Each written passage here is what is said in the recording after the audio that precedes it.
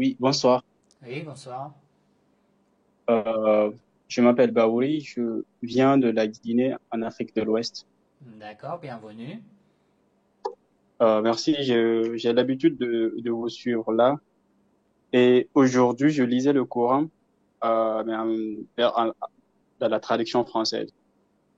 Oui, Et là, j'étais dans la sourate An-Nisa oui, et il y avait un verset qui m'avait attiré un peu. C'était le verset 4 de la sourate An-Nisa, là où oui, Dieu parle des femmes et des relations conjugales.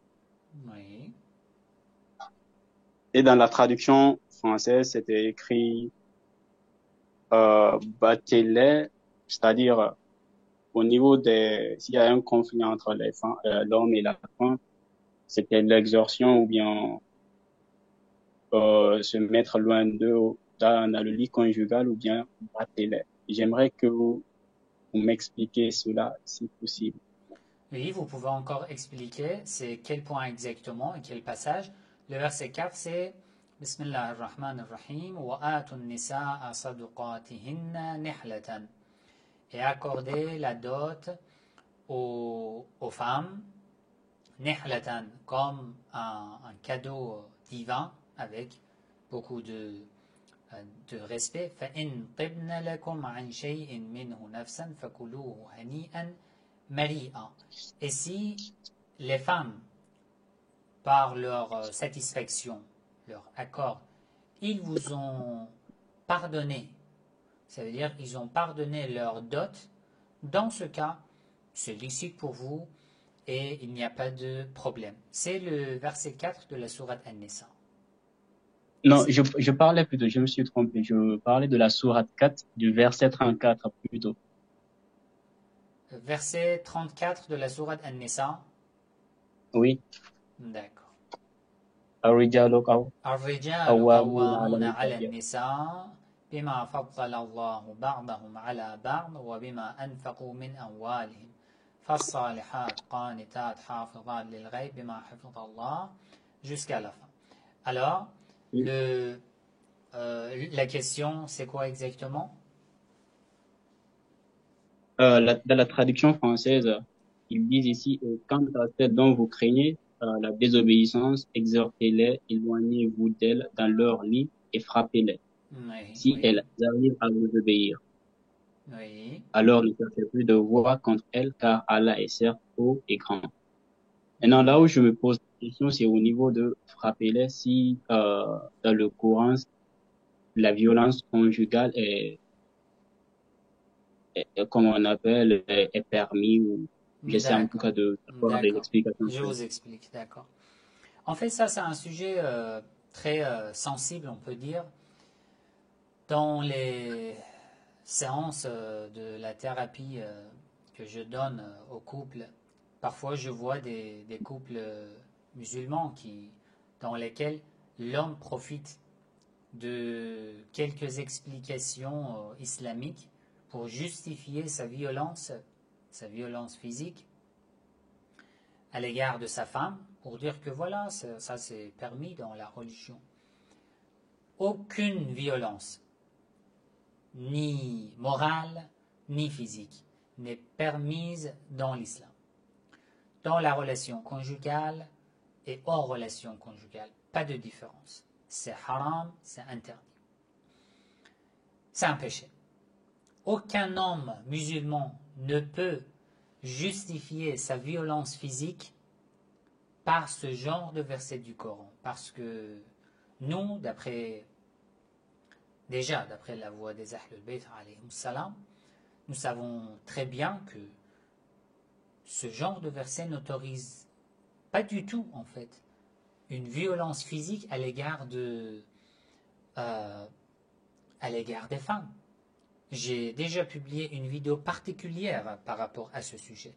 J'ai analysé mot par mot de ce verset, d'accord? Il vous suffit de chercher sur ma chaîne frapper sa femme ou frapper son épouse. Vous allez trouver cette vidéo. Là, j'ai expliqué ici, Fadribou, ça veut dire quoi? Que disent les Ahlul Bayt alayhi salam par rapport à ce verset? Ce que ce verset veut dire au début, Ar-Rijal ou Qawwamuna ala nisa, l'homme est organisateur, l'homme est quelqu'un qui dirige la famille. Mais il ne dit pas que Ar-Rijal, par exemple, Tawarit, l'homme est tyran dans sa famille. Ça, c'est quelque chose qui est tout à fait différent. Il ne dit pas que l'homme est dictateur dans sa famille. Il dit l'homme est qawwam. Qawwam, ça veut dire quoi? Par exemple, je vous donne un exemple. Imaginez, ici, il y a 10 livres. Si vous mettez 10 livres comme ça debout, ils vont tomber. Vous mettez un appui pour que ces livres s'appuient sur celui-ci, pour qu'il ne tombe pas. C'est un support, c'est un appui. Qa'im, dans la langue arabe, qa'im, quelqu'un qui se tient debout. Mais qawwam, quelqu'un qui est non seulement qui se tient debout, mais il est comme un support pour les autres personnes. C'est ça qawwam, qu'il prend en charge des tâches pour protéger les autres, pour prendre soin aux autres. C'est ça qawwam, et non un dictateur, et non un injuste. Déjà, il ne faut pas prendre un verset du Coran et abandonner tous les autres versets pour dire que voilà, c'est ça ce que l'islam dit. Si j'interprète wadribuhunna dans ce verset, je le traduis par frappez-les, que pourrais-je dire en réponse aux autres versets du Coran qui interdisent toute violence physique, l'injustice, qui ordonnent à être miséricordieux, compatissant, à être doux à l'égard des croyants, à l'égard des croyantes? Qu'est-ce que je peux répondre? L'ensemble des versets du Coran, il faut comprendre l'ensemble des versets du Coran. J'abandonne les versets concernant la justice, les versets qui refusent l'injustice physique, morale, dans les paroles, dans les comportements, même à l'égard des ennemis. Il ne faut pas être injuste. Je les abandonne. J'abandonne les versets dans lesquels Allah insiste, il répète, il nous ordonne d'être gentil, d'être doux, d'être miséricordieux, de prendre soin aux autres. Si tu as fait un engagement, tu dois respecter ton engagement. J'abandonne tous ces versets. J'abandonne des centaines de versets. Je prends un seul passage et je dis voilà, le Coran dit il faut frapper.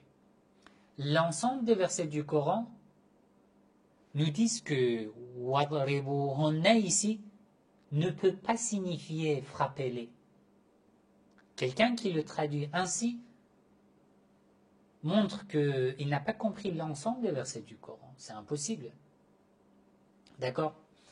Au début, il dit qawwamuna ala nisa. Et non quelqu'un qui prend un bâton et qui châtie les autres.